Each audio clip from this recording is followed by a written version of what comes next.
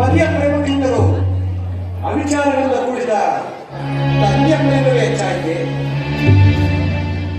ನನ್ನಲ್ಲಿ ವೈರವನ್ನು ಸಾಧಿಸಿದ ದಕ್ಷಪ್ರಭು ಮಗಳನ್ನು ಸಾಧಿಸಬಹುದೇ? ಇದರಿಂದ ಮುಂದೆ ಅನೇಕ ಪರಿಭವಗಳನ್ನು ಎದುರಿಸಬೇಕಾಗುತ್ತದಲ್ಲ.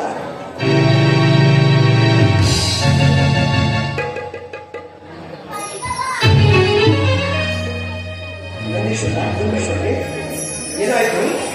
ಪರಿಭವಕ್ಕೆ ನಮಸ್ಕಾರಗಳಿಗೆ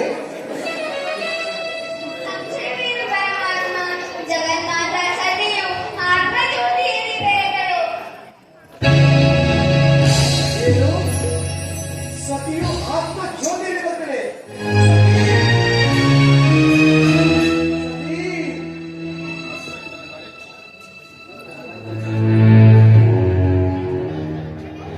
ದಕ್ಷಯಜ್ಞದ ಕಾರ್ಯಕ್ಕೆ ಒಂದು ಬಾರಿ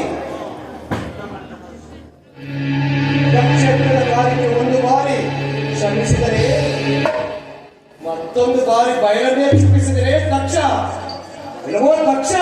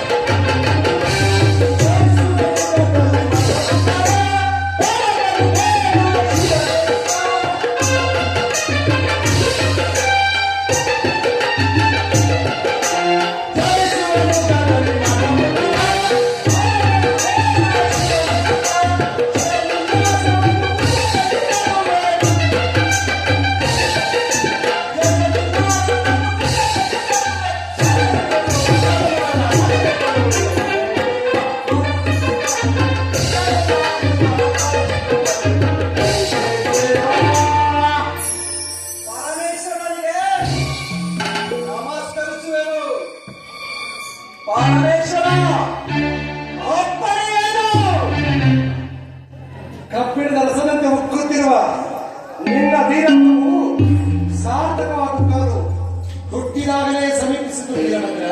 ಪರಮೇಶ್ವರ ಭಯವಿಲ್ಲ ಈ ಬ್ರಹ್ಮಾಂಡದಲ್ಲಿ ವೀರಭದ್ರನಿಗೆ.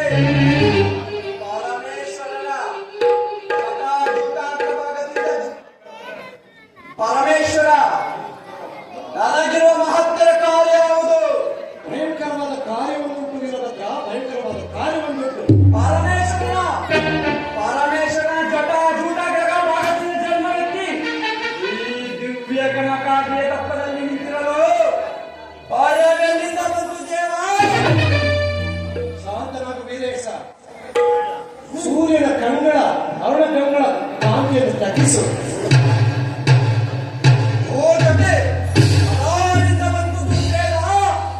ಶಿವಶಕ್ತಿಯರಲ್ಲಿ ಪರಮ ಪವಿತ್ರವಾದ ಶಿವಶಕ್ತಿಯರಲ್ಲಿ ಹಿಂದಕ್ಕೆ ದೇವಿಯನ್ನು ಬಯಸುತ್ತಿರುವ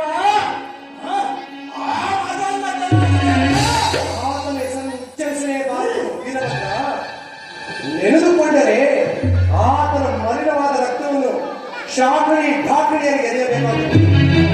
ರುಜಾನಿಗೆ ಕತ್ತರಿಸಿ ವೈದ್ಯರಿಗೆ ಉಂಟಾದ ನರಕ ರೂಪದಲ್ಲಿ ಹಾಕಿ ದಹಿಸಬೇಕಾಗುತ್ತದೆ. ಆ ಎಮ್ಮಾರಿಯಾದ ಮತಾಂಧರನ್ನು ದಕ್ಷಪತಿ ಎಂದು ಕರೆಯುವರು. ಪರಮೇಶ್ವರ, ಆ ದಕ್ಷನು ಅಂತಹ ಬಲಶಾಲಿಯೇ? ದಕ್ಷನನ್ನು ಅಲ್ಲೇ ಕಳೆಯಬೇಡ ವೀರೇಶ. ಆತನು ಅಪ್ರತಿಮವಾದ ಪರಾಕ್ರಮಿ. ಬಂದೇದ ನಾನು ದುರ್ಗು ಯಕ್ಷಗಳಲ್ಲಿ ಕೂಡಿ